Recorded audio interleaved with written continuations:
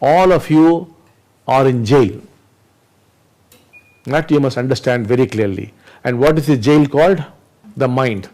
You are in a jail called the mind. Why? Because you cannot experience anything. Just like a man in jail, can he experience the outside world? Nothing. He can't experience. He can't breathe the fresh air outside, can see the light outside, nothing. That is your condition.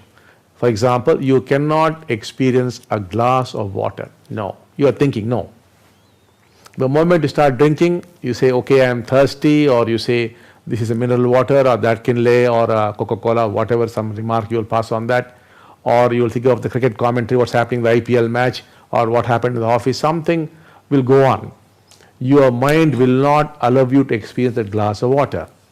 Say your morning breakfast, your chapatis or whatever, your bread or whatever you eat, no, you're not enjoying it. You can't experience it because the mind will not allow you. You look at your wife's face, you can't experience your wife. All the images come rushing in. The thoughts come in, the mind comes in. She's already old. Not that she's older, because thoughts have come in, the freshness is gone, the experience is gone. You cannot experience your wife, you get soon bored, you start looking at other women or this or that, and vice versa, the same thing. You can't look at your own children, except through the mind. You can't see the beauty of your children. No, everything is destroyed. When you go to the roads, such lovely people are going, people are so beautiful, trees, cars, nothing you can experience. The mind will not allow you. So there's nothing you can actually experience, because your mind, once upon a time you experienced when you were little children, you have lost it. Now it's gone. You are prisoners of the mind. And the mind, I told you, is nothing but the past. The mind is a flow of thought. Thought is of yesterday, it is memory. And memory is a death. It is no life. It is no living quality. Whereas life is something which is living.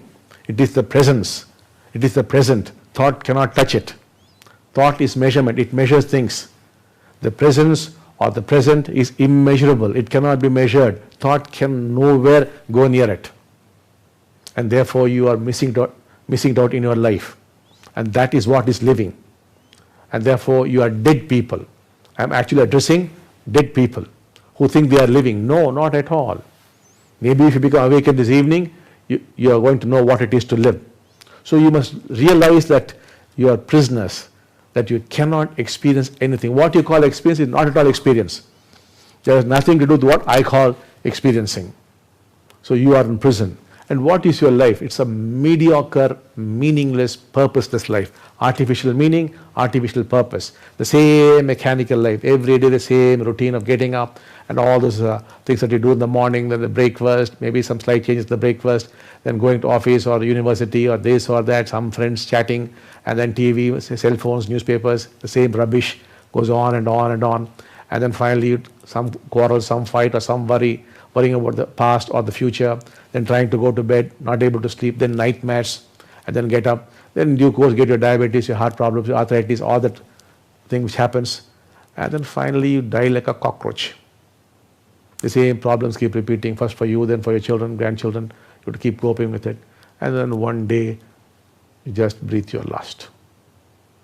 Either you have a stroke or something happens and you're gone. So life is so mediocre, and that too living all the time in prison. What is this life? And because you have no meaning, you ask questions like, is there a God? And if there's a God, who created God? If there's no God, how did this universe come into existence? What is the purpose of life?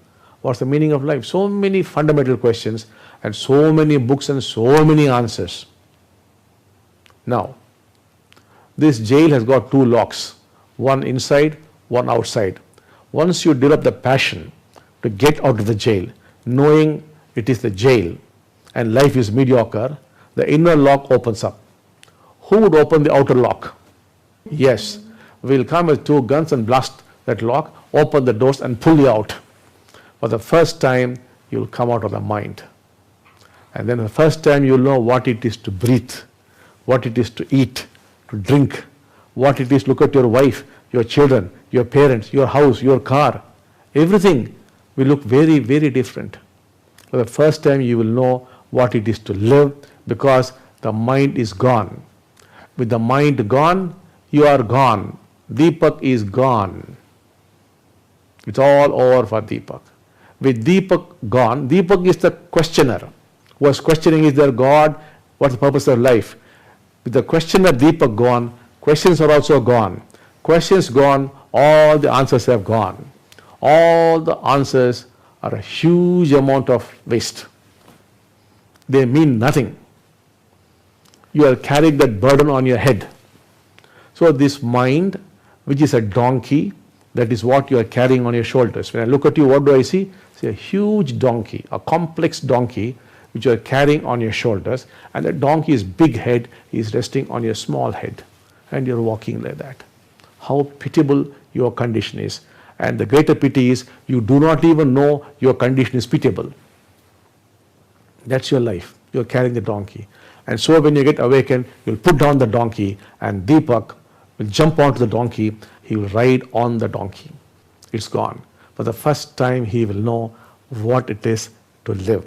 And with that, he'll bundle up all the questions and the answers, all that he has read, and put it out. It's gone. Because now he's living now. If you're drinking mango juice, would you ask, how does it taste like?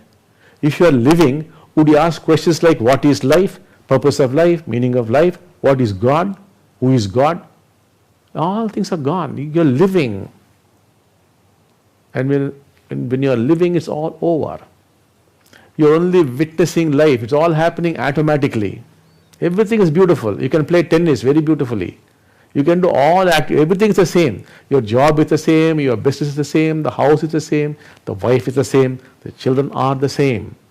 But then they all look different because the mind is no more interfering. You are in paradise.